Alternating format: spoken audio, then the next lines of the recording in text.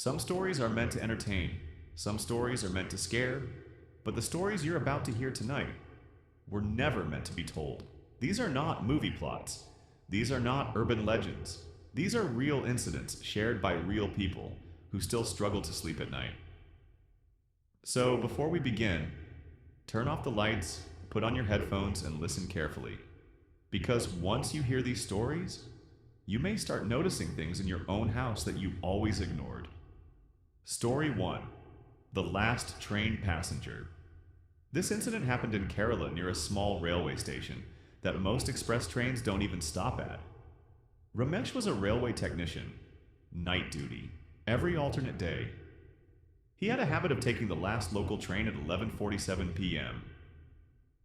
That night, the station was unusually silent. No vendors, no passengers, no stray dogs. Just the sound of insects and the distant echo of a train horn. When the train arrived, Ramesh noticed something strange. There was one lady sitting alone in the last compartment. She was wearing a white sari, hair open, head bent down. No one else boarded that compartment. Ramesh hesitated, but got in anyway. As the train moved, he noticed something disturbing. The lady's feet were not touching the floor. At first he thought it was the dim light playing tricks. Then he heard her whisper, "Next station? Is it my stop?" Her voice was dry, lifeless. Ramesh nodded silently. As the train slowed down at the next station, he turned to tell her. But the seat was empty. The door was still closed, windows shut. No way she could have left. Terrified, Ramesh rushed out at the next stop and asked the station master. The station master's face went pale. He said, "Sir, a woman committed suicide on this track 5 years ago. She wore a white sari. She always asks about her stop." Ramesh never took the last train again. Even today, drivers report seeing a woman standing near the last compartment, waving at the train. Story 2: The Hostel Room That Nobody Slept. And this happened in a medical college boys' hostel. Room number 307. Every year, students were allotted that room, and every year, they vacated it within weeks. No official complaint, no explanation. Rahul and Arjun were final year students. They didn't believe in ghosts. They laughed at the rumors and took room 307. The first night was normal. Second night, strange things began. At exactly 3:12 a.m., they heard knock, knock, knock from inside the cupboard. They opened it. Nothing. Third night, worse. Rahul woke up unable to move. Sleep paralysis. But this time, he wasn't alone. He saw a dark figure sitting on Arjun's chest, staring directly at him.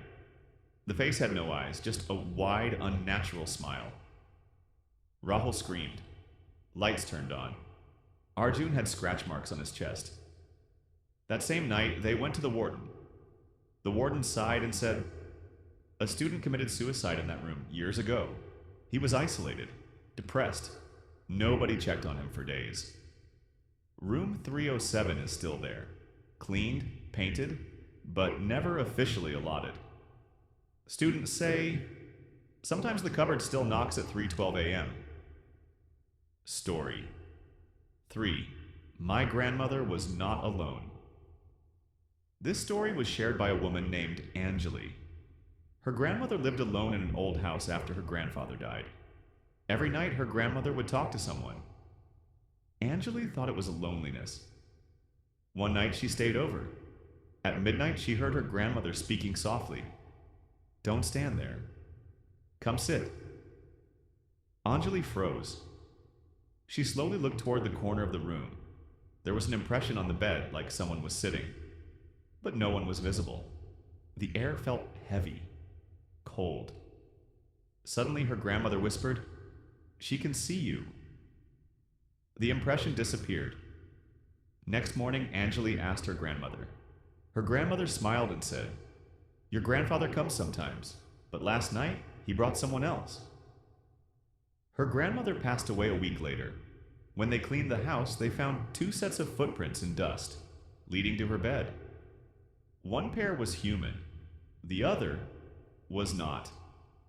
Some spirits don't haunt places, they haunt time. They repeat moments they never escaped.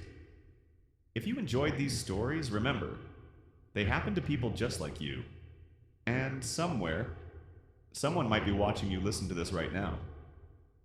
Subscribe if you dare, because the next story might be closer to home.